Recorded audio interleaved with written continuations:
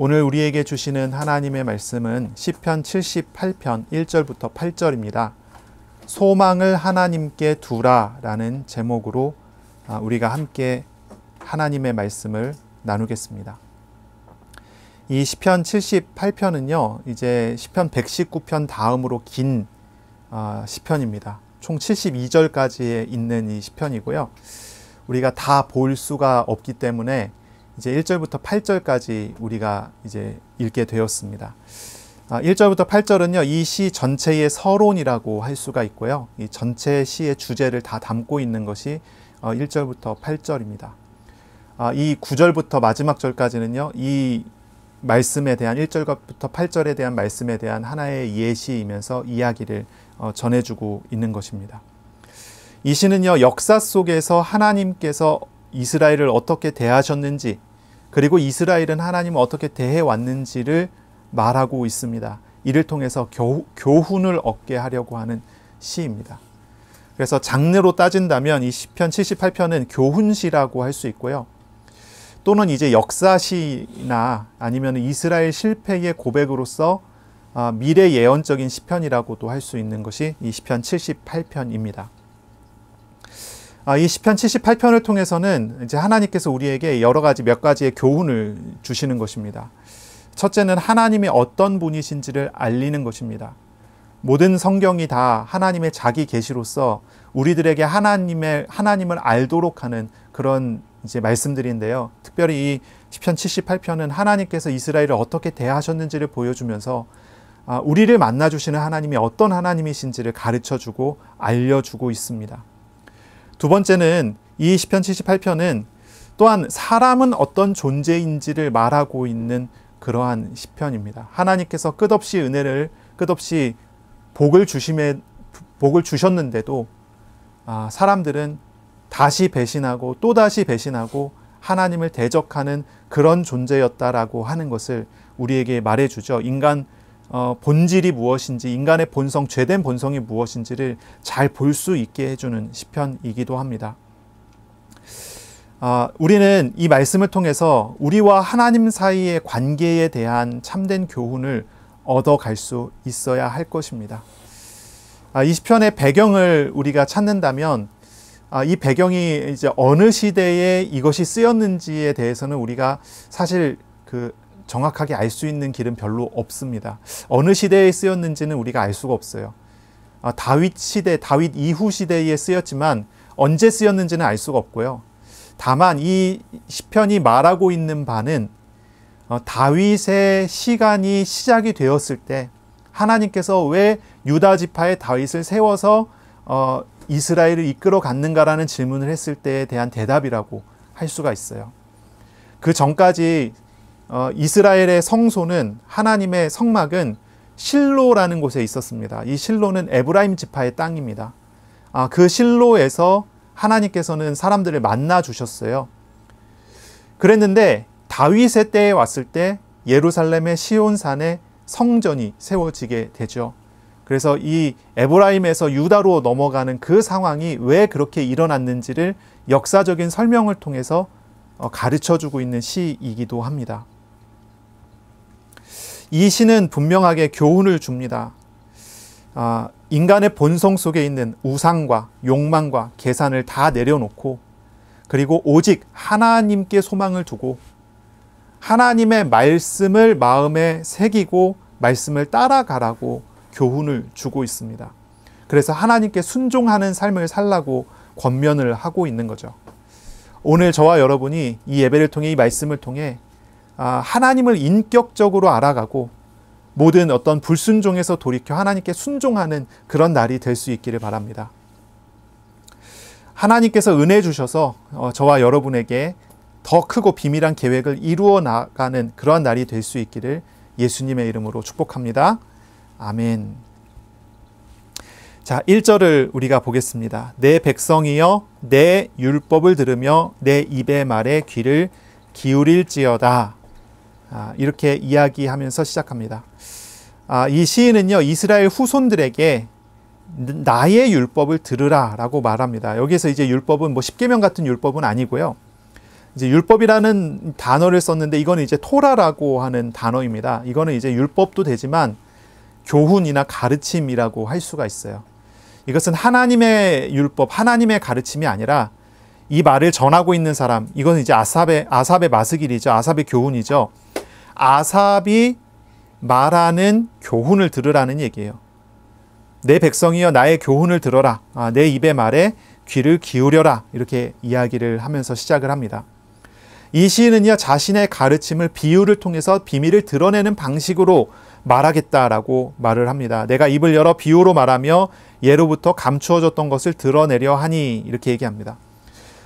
이 아삽이 말하고 있는 이 교훈은 어디에서 온 것일까요? 바로 3절에 이야기합니다. 이는 우리가 들어서 아는 바요 우리 조상들이 우리에게 전한 바라. 이 시인이 말하고자 하는 교훈은요, 그냥 이 시인이 창작해낸 것이 아닙니다. 조상들이 전해준 것입니다. 그들의 과거로부터 전해져 온 것입니다. 4절입니다. 우리가 이를 그들의 자손에게 숨기지 아니하고 여호와의 영예와 그의 능력과 그의 행하신 기이한 사적을 후대에 전하리로다 라고 합니다. 조상들이 계속 전해주셨던 하나님에 관한 이야기입니다. 감추어진 것은 하나님의 영광과 하나님의 능력과 하나님의 행하신 놀라운 기적과 관련되어 있는 가르침입니다. 그런데 그것이 감추어져 있고 그것이 숨겨져 있었던 거죠. 이것을 이제 내가 너희에게 이야기하니까 너희가 좀 들어야 된다. 이 교훈을 배워라. 이렇게 이야기합니다. 그리고 이 교훈들은요, 이 조상들이 전해준 이것은 어디에 기록이 되어 있습니다. 하나님의 말씀에 기록되어 있는 내용입니다. 이것이 이제 5절부터 8절에 이야기하고 있는 것입니다.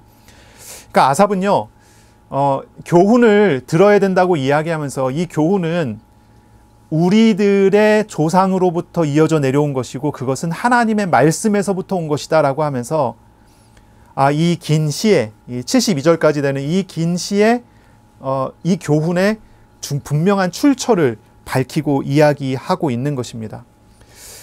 이 교훈은 어디에서부터 온 것이냐면 시내산에서 주신 언약에서부터 온 것입니다. 십계명에서 온 것이고 하나님의 율법에서 온 것입니다.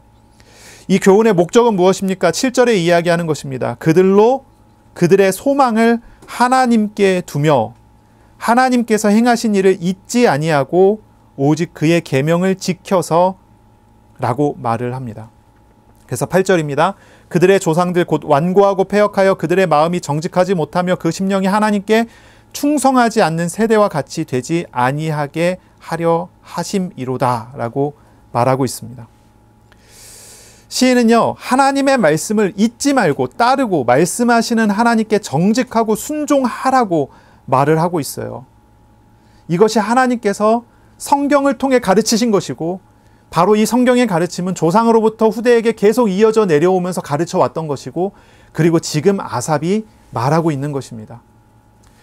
그러니까 이렇게 세 단계를 거쳐서 이렇게 이야기한다는 것은 이것의 중요성에 대해서 이야기를 하고 있는 겁니다. 단순한 이야기가 아니라 이게 너무나 중요하다고 하는 이야기를 여기서 하고 있는 것이죠. 바로 이렇게 1절부터 8절까지를 서론으로 이렇게 잡고 이야기합니다. 내가 이야기하고 싶은 것은 이것이다 라고 하면서 이야기합니다. 하나님께 소망을 두어야 한다는 것, 하나님의 말씀을, 하나님을 잊지 말아야 한다는 것, 그래서 하나님의 말씀에 충성해야 된다는 것을 말합니다. 그리고 난 다음에 이제 9절부터 72절까지는 하나님의 말씀에 기록된 과거의 역사들을 정리를 해요. 그러면서 그 속에 나타난 이스라엘의 죄악과 실패, 그러나 하나님의 놀라운 은혜에 대해서 이야기를 합니다. 왜 하나님만이 우리에게 소망이신지를 설명해요. 왜 우리가 하나님의 말씀을 잊지 말아야 하는지, 왜 우리가 하나님의 계명을 지켜야 하는지, 왜 우리가 하나님의 말씀에 충성해야 되는지를 말하고 있어요. 그것은 역사 속에서 다 증명된 것이다 라고 이야기를 하고 있는 거예요. 역사 속에서 다 증명된 겁니다. 이스라엘은 끝없이 불신앙을 했지만 하나님은 계속 은혜를 베풀어 오셨던 그 모든 과정, 이스라엘이 놓쳤던 것이 무엇이고 붙잡았던 것이 무엇인지를 보여주는 것입니다. 그걸 통해서 우리에게 이 교훈을 가르치고 말하고 있는 거죠. 우리가 이 말씀을 읽어나가면서요, 또 우리들에게 하나님께서 주시는 은혜를, 우리에게 과거에 주셨던 은혜를, 그리고 지금 우리가 누려야 할 교훈을 받아 나가는 그런 시간이 돼야 되겠습니다. 이것은 단순히 성경의 기록일 뿐이 아닙니다. 이것은 그들의 삶 속에서 조상으로부터 경험해 왔던 것입니다. 그리고 지금 우리의 삶에 똑같이 경험되고 있는 그런 내용이기도 합니다. 이 78편에 이야기하고 있는 메시지는요, 하나님의 은혜가 흘러가는 메시지입니다. 하나님의 소망이 여기에 나타나고 있어요. 무슨 이야기를 하냐면은 이제 출애굽의 이야기를 하기 시작을 합니다. 이제 9절부터 11절은 조금 있다가 다시 이제 볼 것이고요. 이제 12절부터 이야기를 시작합니다. 옛적에 하나님이 애굽 땅 소안들에서 기이한 일을 그들의 조상의 목전에서 행하셨으되라고 합니다. 소안들이라고 하면 여기는 이제 그 고센 땅을 말을 하고 있는 것입니다. 그래서 이스라엘이 노예가 돼서 머물고 있었던 지역입니다. 거기에서 하나님이 행하신 기이한 일들, 하나님이 조상들의 눈앞에서 행하신 그 기이한 일들을 말하고 있습니다. 어떤 일이 벌어졌습니까? 거기서는 10가지 재앙이 일어났었죠. 그리고 나와서 어떤 일이 벌어졌습니까? 바다를 가르는 일이 벌어졌었죠. 13절에 그가 바다를 갈라 물을 무더기같이 서게 하시고 그들을 지나가게 하셨으며, 그리고 광야에서 있었던 일을 이야기합니다. 낮에는 구름으로 밤에는 불빛으로 인도하셨으며, 광야에서 반석을 쪼개시고 매우 깊은 곳에서 나오는 물처럼 흡족하게 마시게 하셨으며, 바위에서 시내를 내사 물이 강같이 흐르게 하셨으나, 여기까지 이야기합니다. 하나님은 이스라엘에게 은혜를 베풀어 주셨습니다. 성경에 기록된 이스라엘의 과거를 돌아볼 때 가장 먼저 볼 수 있는 것은 이스라엘을 대하시는 하나님의 태도입니다. 하나님은 이스라엘을 명백하게 사랑의 태도로 대해 주셨어요. 명백하게 사랑의 태도로 보여주셨고 사랑의 태도로 대해 주셨어요. 애굽의 노예가 되어 있는 것이 이스라엘이었습니다. 이스라엘은 노예 생활하면서 무거운 짐과 노예 생활의 짐과 죽음이 그들 앞에 있었을 뿐입니다. 그들에게는 소망이라는 것이 전혀 없었던 것이 노예 생활하고 있었던 이스라엘의 모습입니다. 그런데 하나님께서는 바로 그 소망 없는 장소에서 소망 없는 사람들에게 참 소망이 되어 주셨습니다. 하나님은 애굽 땅에서 기적을 베풀어 주셨고 홍해를 가르고 바다를 건너게 하셨습니다. 43절부터 51절까지는 하나님께서 일으키신 10가지 재앙을 말하고 있습니다. 하나님은 10가지 재앙을 통해 이스라엘을 구원하셨다라고 가르치고 있습니다. 소망 없는 그곳에서 진짜 소망이 되신 분은 하나님이셨다라고 하는 메시지를 분명히 제시하고 이야기하고 있습니다. 하나님은 이스라엘을 구원하시기 위해서 애굽의 우상들을 치셨고 그들의 모든 장자를 죽이심으로 백성을 해방하신 하나님이십니다. 그들이 애굽에서 해방돼서 나왔을 때, 광야로 들어갔을 때 광야에서 이스라엘에게 소망이 있습니까? 광야는 어떤 곳입니까? 길이 없다라고 이야기할 때 광야라는 표현을 씁니다. 이 광야는 동시에 사막입니다. 사막이라는 곳은 어떤 곳입니까? 물이 없는 곳을 표현할 때 사막이라는 표현을 씁니다. 거기는 길이 없고 물이 없는 곳입니다. 먹을 것이 없어요. 물이 없다는 얘기는 먹을 것이 없다는 얘기죠. 마실 게 없고 먹을 것이 없는 곳에 무슨 소망이 있습니까? 길이 없는 곳에 내가 어디로 가야 될지 모르는 그런 장소에 서 있다면 어디에 무슨 소망이 있겠습니까? 그런데 그곳에서 하나님은 이스라엘의 소망이 되어 주신 분이십니다. 하나님이 아니면 그들은 살 수가 없어요. 낮에는 구름 기둥으로 밤에는 불 기둥으로 인도하십니다. 메마른 광야에서 반석을 가르고 생수를 마시게 하신 분이 하나님이십니다. 거기에서 그들은 하나님의 인도하심을 따라 길이 없는 곳에서 길을 갔고 물이 없는 곳에서 물을 마셨고 먹을 것이 없는 곳에서 만나를 먹었고 하나님이 주시는 고기를 메추라기를 먹었습니다. 그들은 진짜 소망을 그 속에서 경험했고 진짜 소망을 그 속에서 맛보았습니다. 52절부터 55절까지를 보면요, 이제 가나안 땅에 들어간 이들의 이야기가 나옵니다. 52절에 이렇게 이야기합니다.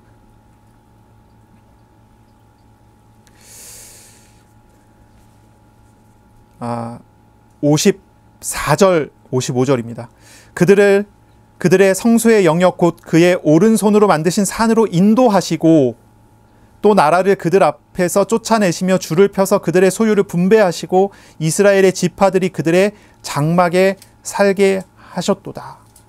하나님은 이스라엘을 광야에서부터 인도하여서 어디로 갑니까? 가나안 땅까지 들어가게 하셨습니다.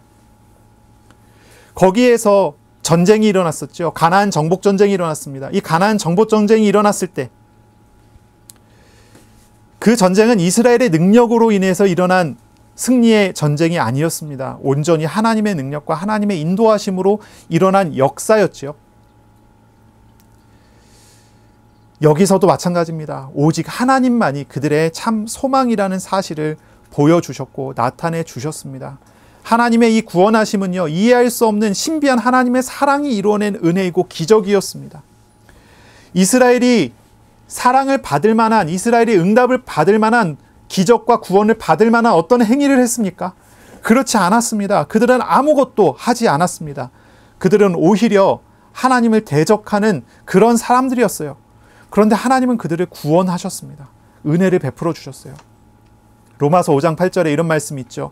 우리가 아직 죄인 되었을 때에 그리스도께서 우리를 위하여 죽으심으로 하나님께서 우리에 대한 자기의 사랑을 확증하셨느니라. 우리가 하나님께 사랑받을 만한 어떤 업적을 이루어내고 공로를 이루어내서 은혜를 받은 것이 아니에요. 죄인 되었을 때라고 말합니다. 죄인 되었을 때.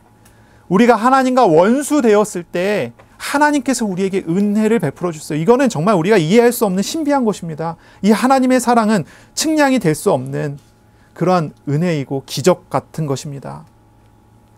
하나님은 이스라엘에게 언제나 이러한 사랑을 조건도 없이 이유도 없이 베풀어 주셨어요. 애국에서 노예 생활하고 죽어도 마땅한 것이 이스라엘의 모습이었습니다. 광야에서 길 없이 물 없이 먹을 것 없이 죽는 것이 어쩌면 마땅한 것이 그들의 인생입니다. 인간의 모습이라는 게 원래 그런 것입니다. 그런데 하나님은 그들을 구원하시기 원하셨고 그들에게 은혜를 베풀어 주신 거예요. 이스라엘은 자신들이 받은 구원이 무엇인 줄 알았다면, 하나님이 주신 사랑이 무엇인 줄 알게 된다면 어떻게 해야 됩니까? 하나님을 찬양하고 경배하며 하나님 앞에 서야 마땅한 것입니다. 그런데 어떻습니까? 이스라엘은 하나님을 경배하지 않았습니다. 오히려 하나님께 불순종하고 하나님께 반역했습니다. 이스라엘 백성은 모든 은혜를 잊어버리고 끊임없이 하나님께 불순종했어요. 이들은 참 소망을 다 내던져 버렸습니다. 이들은 광야에서도 하나님께 반역을 합니다. 17절입니다. 하나님께서 광야에서 계속 은혜를 베풀어 주셨지만 그들은 계속해서 하나님께 범죄하여 메마른 땅에서 광야에서 지존자를 배반하였도다. 18절입니다. 그들이 그들의 탐욕대로 음식을 구하여 그들의 심중에 하나님을 시험하였으며 그뿐 아니라 하나님을 대적하여 말하기를 하나님이 광야에서 식탁을 베푸실 수 있으랴. 보라, 그가 반석을 쳐서 물을 내시니 시내가 넘쳤으나 그가 능히 떡도 주시며 자기 백성을 위하여 고기도 예비하시랴 하였도다.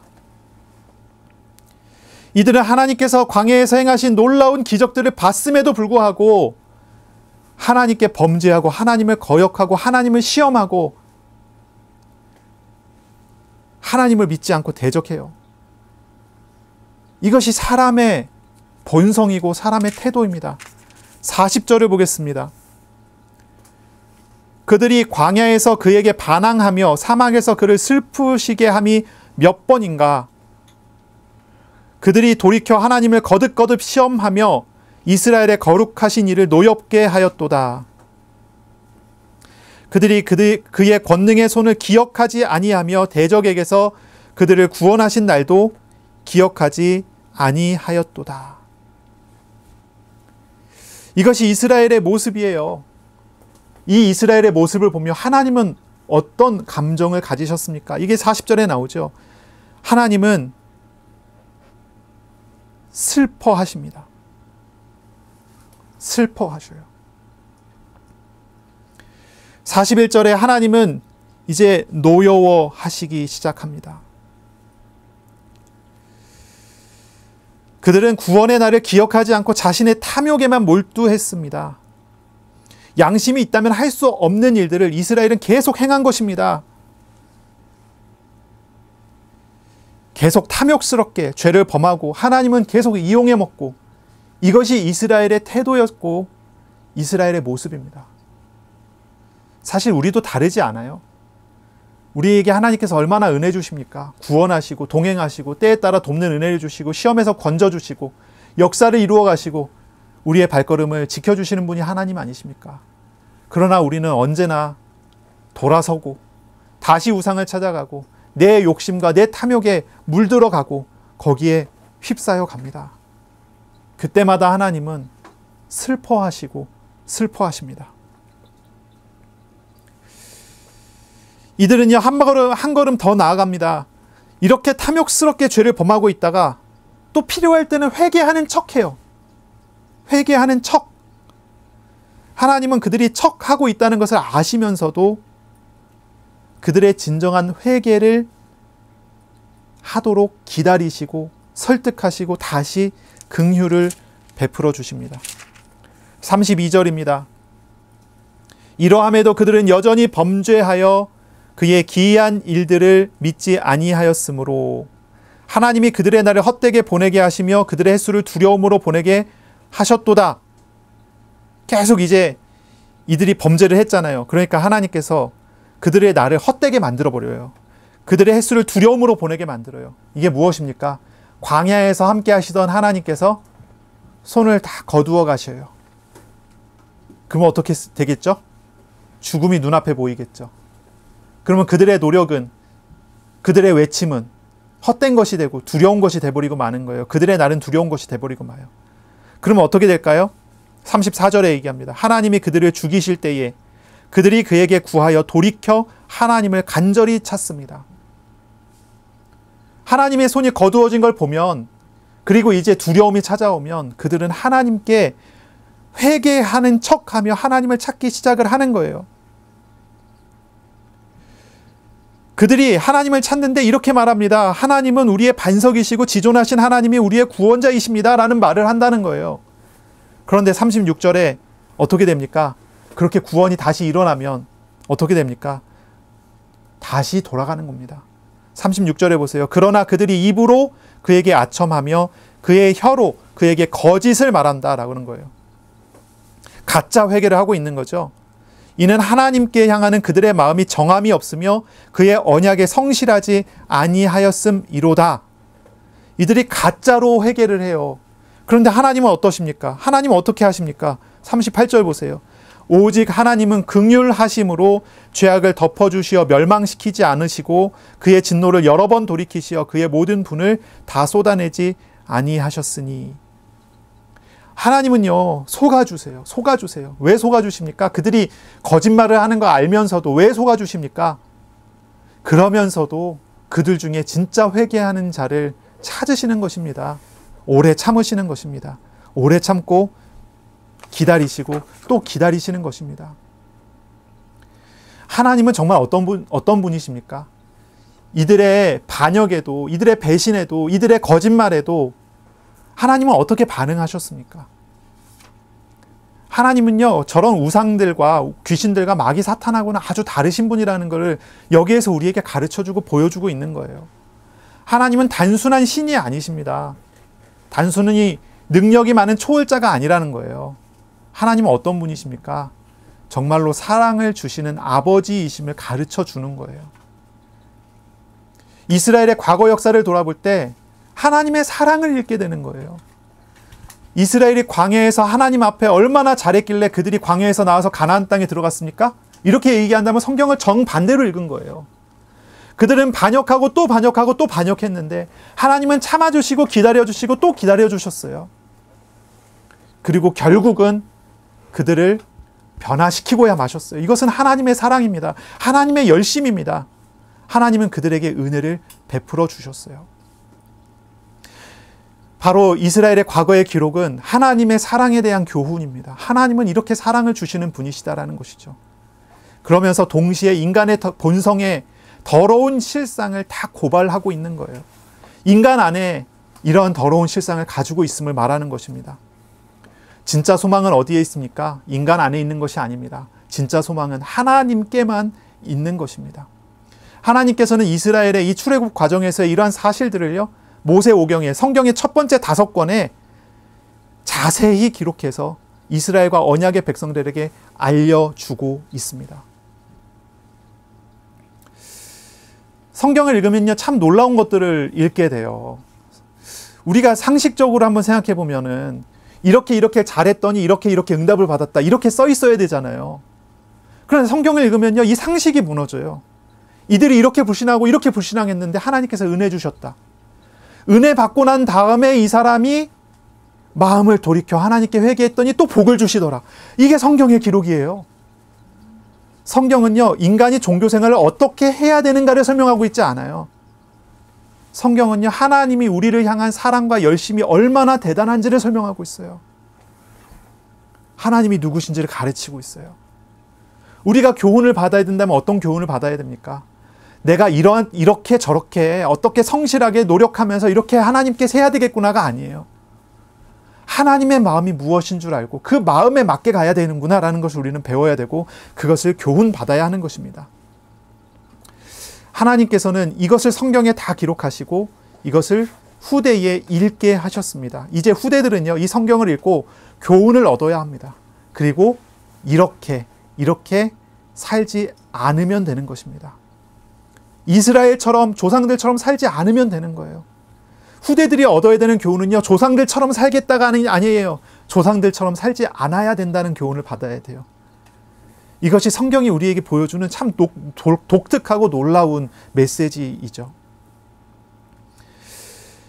이제 하나님만을 소망으로 삼고 하나님의 말씀을 마음에 두고 순종하는 삶을 살아가면 되는 것입니다.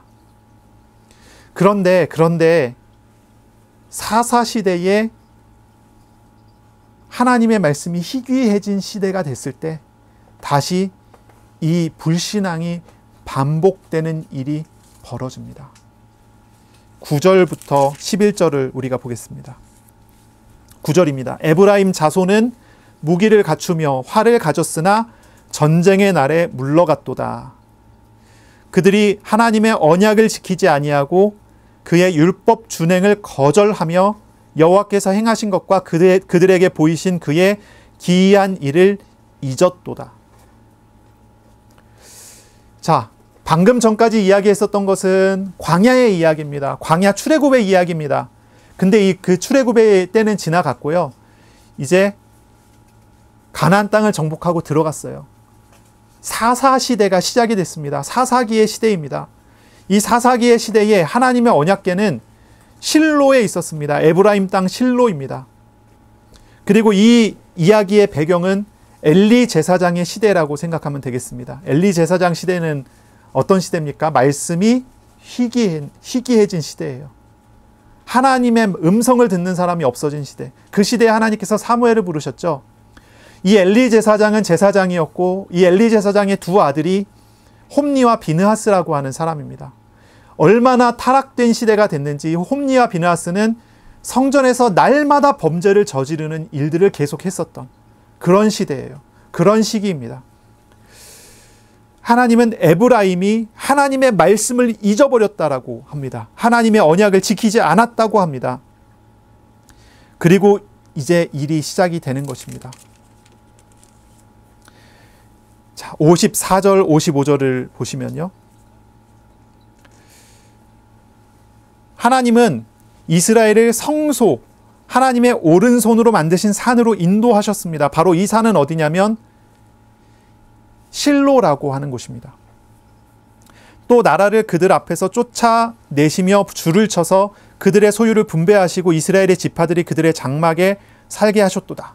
자, 이 실로라는 곳, 에브라임 땅의 실로라고 하는 그 땅에 하나님께서 성소를 세우셨고, 그리고 여기를 중심으로 해서 이스라엘의 땅을 나누어서 기업을 나눠줬어요. 각 지파마다 땅을 다 분배했습니다. 이게 사사기의 이야기입니다. 그런데 어떻게 됩니까? 56절에 그러나 그들은 다시 시작됩니다. 지존하신 하나님을 시험하고 반항하여 그의 명령을 지키지 아니하고 그들의 조상들같이 배반하고 거짓을 행하여 속이는 활같이 빗나가서, 속이는 활이라고 하는 이야기는 휘어진 활입니다. 휘어진 활을 쏘면 어떻게 되죠? 관역에 맞출 수가 없잖아요. 그렇죠? 그들은 하나님과 완전히 방향이 틀어지게 됐습니다.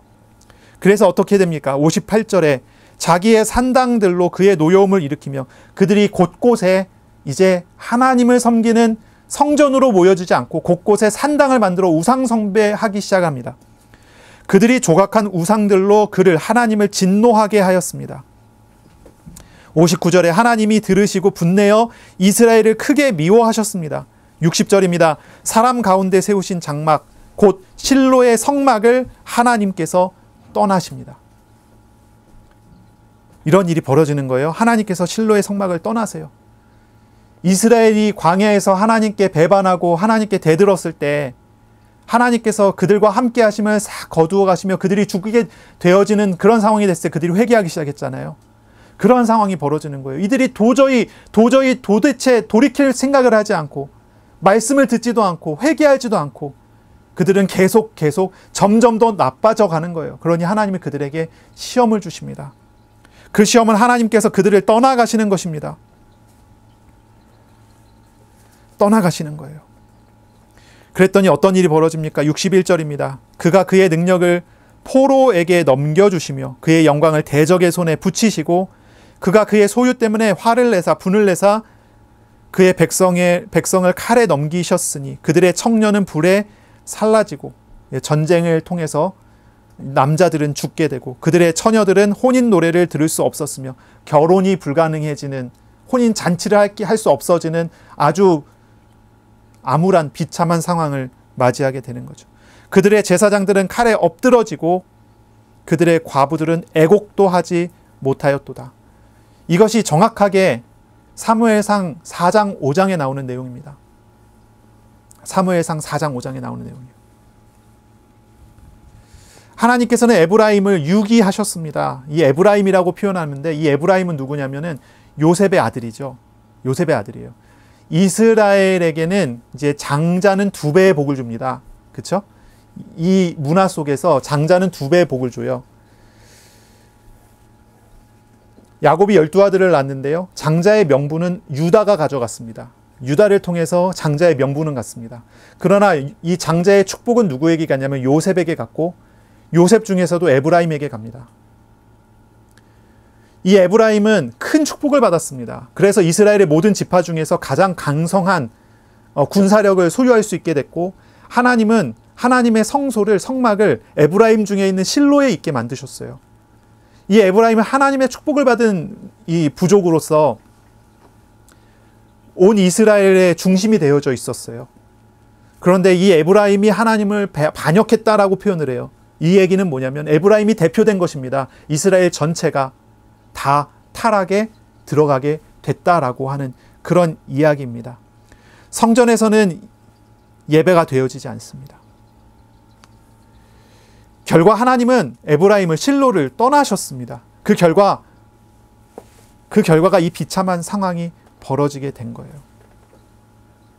전쟁에 패해서 남자들은 죽고 여자들은 혼인을 할 수 없게 되고 제사장은 또한 칼에 죽습니다.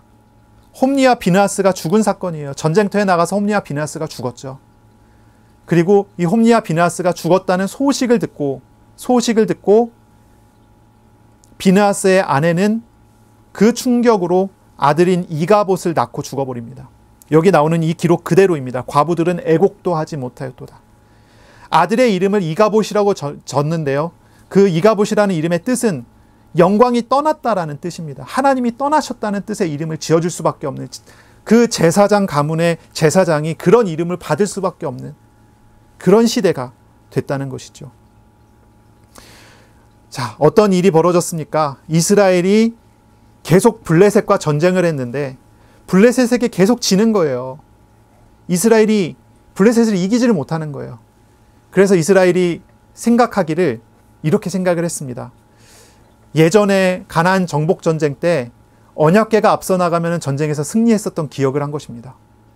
그래서 언약궤를 메고 나가자. 그래서 전쟁터에 나가자. 그러면 우리를 승리하게 하실 것이 아니냐. 이런 생각을 하는 거예요. 아니 전쟁에 계속 지면 하나님의 이유가 무엇입니까? 왜 우리와 함께 하시지 않습니까? 이걸 물어봐야 되잖아요. 근데 그렇게 하지 않아요. 이들은 하나님의 언약궤를 하나의 부적처럼 생각하고 있는 거예요. 우상처럼 하나님을 취급하고 있는 거예요. 이들은 하나님을 예배하지 않아요. 자신의 유익을 위해서 이용하려고 할 뿐이었어요. 그 결과 어떻게 됐습니까? 이 블레셋과의 전쟁에서 이스라엘이 패배합니다. 하나님은 승리를 블레셋에게 넘겨주십니다. 그리고 언약궤는 블레셋에게 빼앗기게 되어집니다. 그래서 이 언약궤가요, 이 실로를 떠나서요, 아예 블레셋으로 넘어가 버리는 일이 벌어지는 거예요. 이렇게 하나님은 이스라엘을 떠나버리셨어요. 그러나 하나님이 이스라엘을 영원히 버리신 것은 아니었습니다. 하나님께서 이스라엘을 향하신 사랑은, 그 열심은 멈추지 않았어요.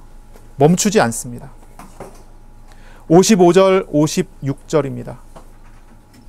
그때에 이스라엘이 패배하고 하나님이 떠나신 그때에 주께서 잠에서 깨어난 것처럼 포도주를 마시고 고함치는 용사처럼 일어나사 그들의 대적들을 물리쳐 영원히 그들에게 욕되게 하셨도다 라고 말을 합니다. 그럼에도 불구하고, 이런 큰 범죄에도 불구하고 하나님은 이들을 완전히 멸망시키지 않았어요. 이들을 다시 구원하시는 일을 하셔요. 하지만 이제 변화가 되는 것은 무엇이냐면 이렇게 변화가 됩니다. 67절입니다. 요셉의 장막을 버리시고 에브라임 지파를 택하지 아니하시고 오직 유다 지파와 그가 사랑하시는 시온산을 택하시며 라고 말을 합니다. 하나님은 온 이스라엘을 구원하시기 위하여 이제 에브라임을 떠나 유다 지파를 찾아가는 것입니다. 그 중에서 또한 70절에 그의 종 다윗을 택하되 라고 말을 합니다. 하나님은 이스라엘을 구원하시기 위해 다윗을 택하십니다. 자, 이때 일어난 일들은 사무엘상 4장 5장에 기록되어 있어요. 자, 블레셋은 언약궤를 빼앗아 갔습니다. 블레셋은 언약궤를 어디로 가져가냐면은 아스돗이라고 하는 도시로 가져갑니다. 그리고 그곳에 있는 다곤 신전에 이 언약궤를 두게 됩니다. 어떤 일이 벌어졌죠? 그 다음날 신전에 사람들이 들어가 봤더니 언약궤 앞에 다곤 우상이 얼굴을 땅에 대고 엎드러져 있는 것입니다. 사람들이 그 우상을 다시 일으켜 세워요. 그랬더니 그 다음날에는 가보니까 어떻게 됩니까? 그 다곤 우상이 머리와 두 손목이 잘려서 몸통만 언약궤 앞에 엎어져 있어요. 이것을 보고 사람들이 두려워하기 시작을 합니다. 그 이후에 하나님은 블레셋 사람들을 치셨어요. 아스돗에 독종 재앙이 나타나서 사람들이 죽어나가기 시작을 한 것입니다. 그때 공포에 질린 블레셋은요, 이 언약궤를 옮기기 시작해요. 가드로 옮깁니다. 가드에서도 독종 재앙이 일어나는 거예요. 그 다음에 에그론이라는 도시로 또 옮겨요. 거기서도 독종 재앙이 계속 일어나는 겁니다. 블레셋이 이것이 하나님이 하신 일이라는 사실을 알고 언약궤를 이스라엘로 돌려보내기로 합니다. 그리고 언약궤를 돌려보내죠. 두 암소의 수레를 매달아 두고 거기에 언약궤를 올려두고 이 두 암소를 출발시켜서 보내게 돼요. 이들은 또 하나님을 시험하려고 했습니다. 이 암소는 어떤 암소냐면은 새끼를 막 낳은 암소들입니다. 이 암소들은 굉장히 모성애가 있어서 새끼들을 떠나려 하지 않아요. 새끼들은 집에다가 묶어놓고 암소들에게 수레를 매달아 놓고 거기에다가 언약궤를 놓고 암소들을 출발시키는데, 상식적으로 생각하면 이 암소들이 새끼에게로 돌아와야 되잖아요. 그런데 그렇게 하지 않습니다. 이 암소들은 엉엉 울면서 이스라엘 땅으로 갑니다. 이런 일이 벌어졌어요. 그리고 이 암소는 어디로 갔냐면 이제 유다 지파의 벳세메스라는 곳으로 가게 됩니다. 하나님의 언약궤는 이제 에브라임 지파 실로를 떠나서 유다 지파로 가게 되는 거죠.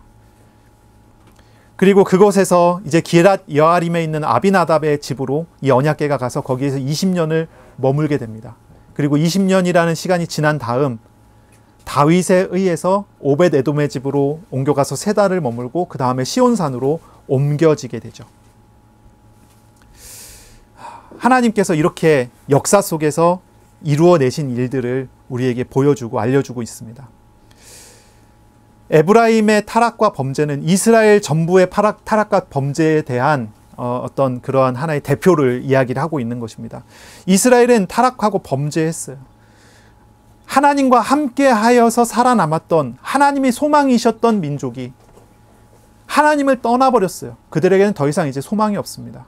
하나님이 떠나셨다고 하는 것은 그들은 이제 죽음의 문제 속에 들어왔다는 그러한 뜻입니다. 그러나 하나님은 이스라엘을 사랑하셨어요. 그들을 죽게 내버려 두시지 않습니다. 이스라엘의 회복을 위해서 유다의 다윗을 선택하신 것입니다. 실로는 무너졌지만 하나님은 이스라엘을 버리지 않으셨어요. 이스라엘을 회복하시기 위해서 하나님은 유다 지파의 다윗을 선택하고 시온산을 선택하신 것입니다. 여기까지의 이제 역사 기록은요, 하나님은 후대에게 그리고 지금 우리들에게 교훈을 주기 위한 그러한 기록들입니다. 이 교훈은 변하지 않는 거예요. 무엇입니까? 진정으로 하나님만이 소망이시라는 거예요. 그리고 하나님의 말씀을 잊지 말아야 된다는 것입니다. 마음에 새기고 따라야 된다는 것입니다. 그것을 이야기하고 있습니다. 정말 무엇이 소망입니까? 무엇이 소망입니까? 하나님이 우리의 소망이십니다. 우리는 정말 이 교훈을 얻어야 합니다. 다른 것 말고요. 정말 이 교훈을 얻어야 돼요. 하나님만이 우리에게 소망이심을 아는 그 교훈입니다. 정말 여러분에게 하나님만이 소망이십니까? 정말 하나님만이 나의 소망이 맞습니까? 우리는 하나님의 사랑과 열심을 이 말씀을 통해서 알게 되었습니다. 광야에서 이스라엘이 살아남았었던 출애굽의 모든 과정을 통해서 우리는 하나님의 열심과 사랑을 읽었습니다. 이스라엘이 이렇게 범죄하고 타락했음에도 불구하고 하나님이 다윗을 통해 다시 회복시키려 하시는 하나님의 이런 열심도 우리는 읽었습니다. 그 하나님이 우리의 소망이시라는 것, 이걸 우리가 알아가야 합니다. 하나님은 진정으로 신뢰할 만한 분이심을 우리는 또 알아야 되겠죠. 하나님과의 참된 관계를 회복해야 되겠죠. 우리가 유혹을 여러 방면에서 유혹을 받게 되죠. 본능을 자극하는 죄의 유혹을 우리는 여러 군데에서 받을 수가 있습니다. 그런 유혹 속에서 우리는 어떻게 이기고 승리할 수 있습니까? 이스라엘은 계속 실패했어요. 근데 그 실패 중에서 그들이 다시 일어날 수 있는 힘이 어디에 있었습니까? 그것은 바로 하나님께 소망을 두는 것, 하나님을 의지하는 것입니다. 하나님께서는 적극적으로 자녀를 지키시는 아버지이시고 넘어진 자녀를 일으켜 세우시는 구주이십니다. 바로 그 하나님이 우리의 소망이십니다. 이 하나님을 알아가는 것입니다. 두 번째 교훈은요, 사람의 말과 사람의 생각을 내려놓고 정말 진리이신 하나님의 말씀을 귀 기울여 들어야 한다는 것입니다. 하나님의 말씀을 들어야 한다는 것입니다. 7절에 이 두 번째 부분도 붙어보면 이렇게 이야기합니다. 하나님께서 행하신 일을 잊지 아니하고 오직 그의 계명을 지키라라고 합니다. 하나님이 행하신 일이라고 표현했지만 성경을 묵상하는 것입니다. 성경을 다시 읽고 또 기억하는 것입니다. 그리고 이 성경을 따르는 것입니다. 이것이 우리가 해야 할 일이에요. 인간은 유혹에 엄청 취약합니다. 넘어지기 정말 쉬워요.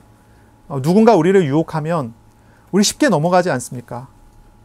사람의 마음이라는 게 그래요. 조금 이성적인 사람은요, 조금 합리적인 말을 들으면요, 쉽게 혹해요. 좀 감성적인 사람들이나 아니면 마음에 상처가 많은 사람들은 조금만 공감해 주는 것 같으면 쉽게 넘어가요. 마음문 되게 쉽게 열어요. 그게 사람이에요. 특히나 우리를 유혹하는 존재가 영적 존재 사탄 마귀라고 한다면 어떻습니까? 이 마귀 사탄은 어떤 존재죠? 요한복음 8장 44절쯤에 나오죠. 이 마귀 사탄은요, 전문적인 거짓말장이에요. 전문 사기꾼입니다. 거짓말을 얼마나 잘하는지 장인에 가까워요. 게다가 이들은 영물이잖아요. 우리를 잘 알아요.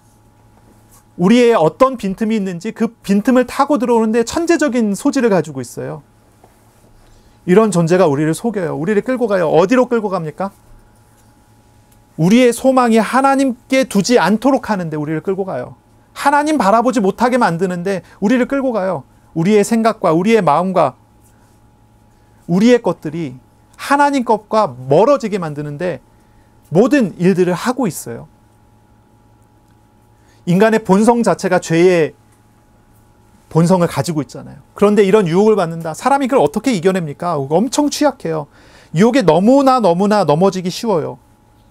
그렇지만 우리가 이런 중에서도 살아남고 이런 중에서도 회복할 수 있는 소망이 있다면 어디에 있습니까? 말씀하시는 하나님께서 우리에게 말씀하신다는 거예요. 하나님의 말씀입니다. 하나님의 말씀을 마음에 기억하고 하나님의 말씀을 따르는 자는 쉬 넘어지지도 않습니다. 넘어진다 하더라도 더 나은 회복으로 나아가게 됩니다. 실로에서 하나님을 만났던 이스라엘보다 시온에서 하나님을 만난 이스라엘이 훨씬 더 영광스러운 회복을 경험합니다. 하나님의 놀라운 일들이 거기 나타나요. 그리고요, 이제 그 예루살렘의 시온산도 무너집니다. 언제 무너집니까? 이제 바벨론에 의해서 무너지죠. 하나님께서 성전을 무너뜨려 버렸어요. 다시 이스라엘이 하나님을 잊었기 때문에, 하나님을 떠났기 때문에 다시 무너집니다. 그리고 무너진 그 이스라엘은 어떻게 됩니까? 그걸로 끝입니까? 아니죠. 그 속에서 하나님은 예비하시고 준비하신 더 나은 회복을 주십니다.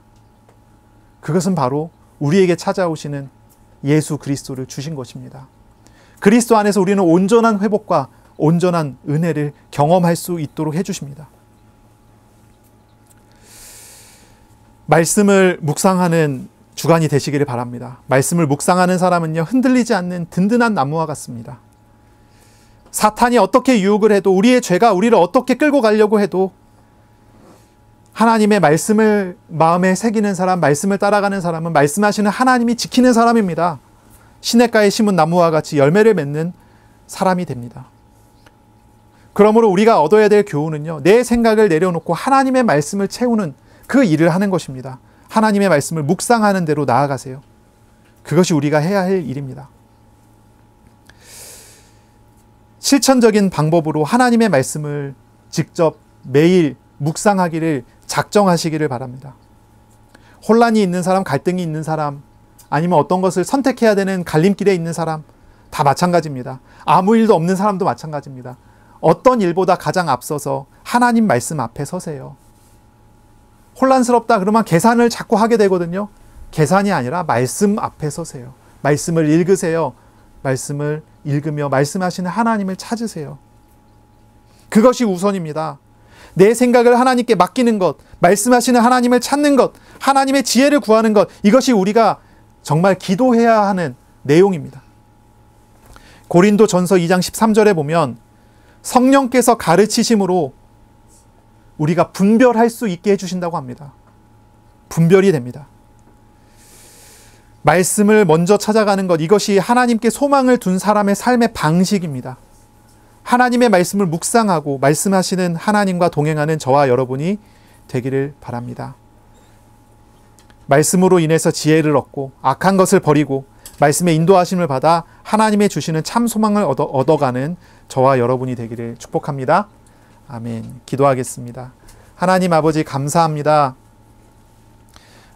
소망을 하나님께 두라는 말씀으로 우리에게 주셨습니다. 이 주간에 우리들이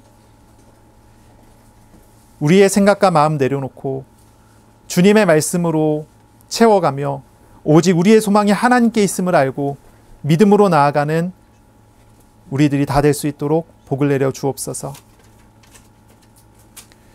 직장에서, 학업 현장에서, 가정에서, 어느 곳에서나 말씀하시고 말씀하신 대로 동행하시는 하나님과 함께함을 누리는 우리들이 다 될 수 있도록 은혜 내려 주옵소서. 감사합니다. 예수님의 이름으로 기도합니다.